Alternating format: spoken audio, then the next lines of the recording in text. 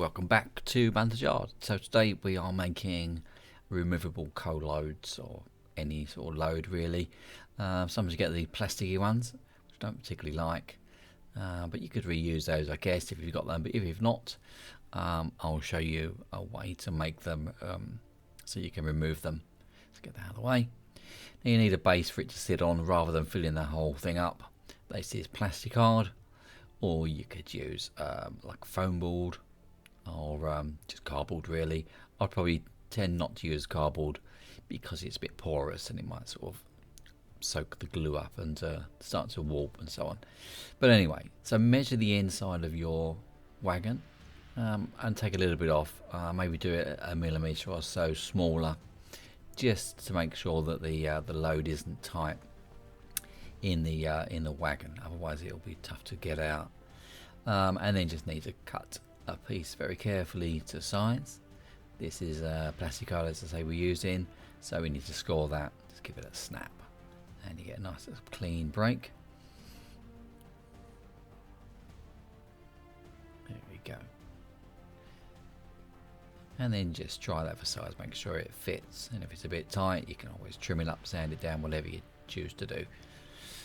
Now if you're putting in a coal load, it's probably wise to make this the same colour, or if it's brick or whatever you're using, or just paint it in the same colour.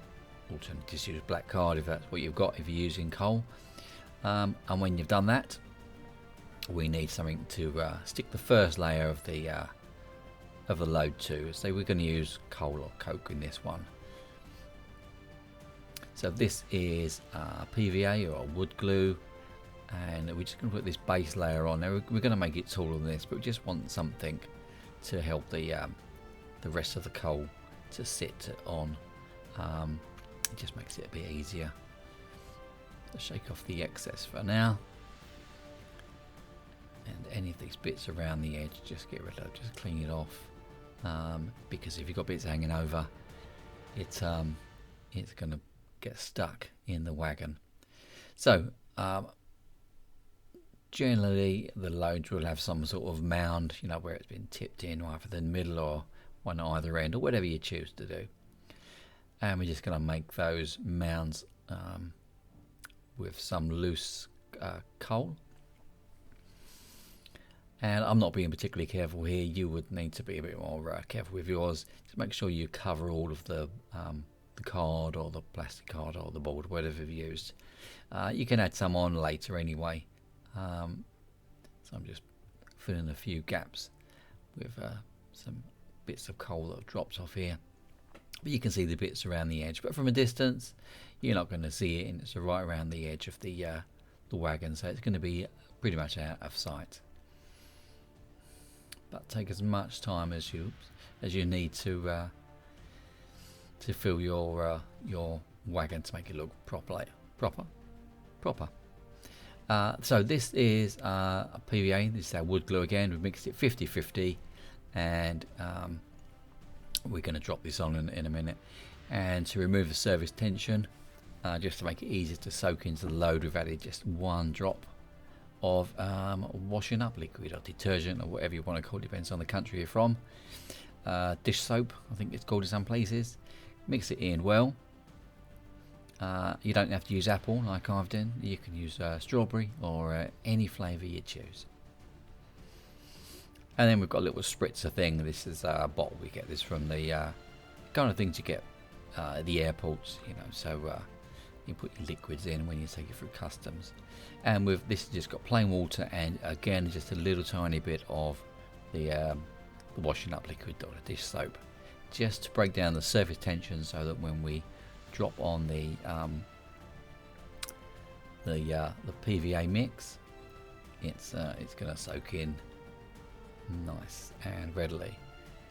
And if you don't do this, it will just sit on top, and then it will sort of move the load around, and it gets a bit awkward. So that's what we need to do.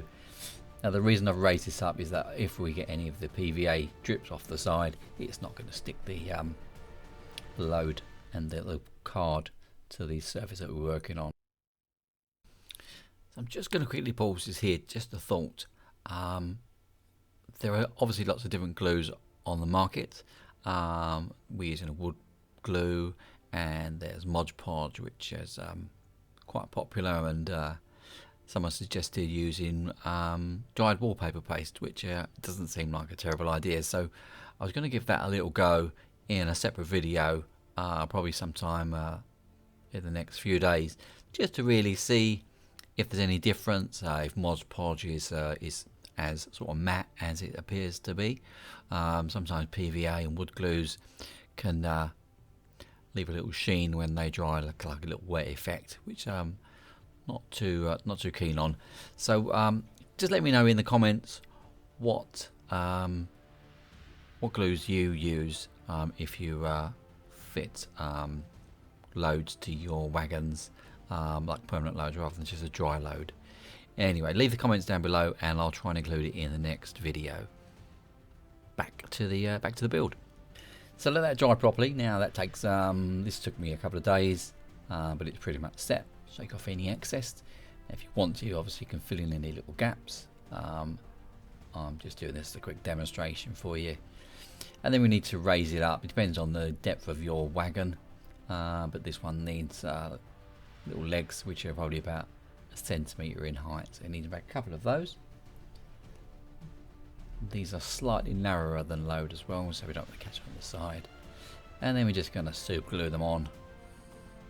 Not taking, I won't say taking too much care, but I'm not measuring out where they're going to go. I'm just kind of guessing. They go there. Now the reason they're not towards the end, because you can put them right at the edge if that's what you feel like doing. But because they're sitting like that, we can actually make them removable just by pressing the end of the load in, and it flips up and we can take it out. So if you want to take it out manually, then it's great. That's all you need to do. But a lot of people use these sort of magnets. Now these are what we call neodymium, which are exceptionally strong, as you can see. These are ones that I have had sitting around, so they're smaller than I'd want to use. I think they're 6mm. You can get bigger sizes. Certainly would want to do that, but we need to glue it to a stick or end of a pencil or whatever you choose to do. Is just something to like a wand really. So we'll super glue that into place on the end of that pen, and then we need to get its corresponding magnet that we're going to stick to the load. Now, so pop it on there, just make sure you get the polarity correct. It must be the same way. If you don't, it just won't pick it up. It'll just push it back into the wagon. And then basically all we're going to do is going to glue that on. Now you can use tape, or you can use blue tack or black tack or whatever you've got to hand. We're just going to super glue it on. Make sure you keep the polarity the correct way, so the bit you're sticking onto the load will be the one that's going to be attracted to the top. Let that dry fully, pop it in there, and then there we go. Now because these are very tiny magnets, you can see I've just added an extra one on the end of the pen for now, just to make it a little bit stronger, but I suggest you probably get the bigger ones. Now you can do we can do other things. We can add on some weights. So this is a slightly bigger load. This is not going to be the magnetic one, but if you want to add some weights on there onto your wagons, as a lot of people do, then you can do that. And that's us pretty much done.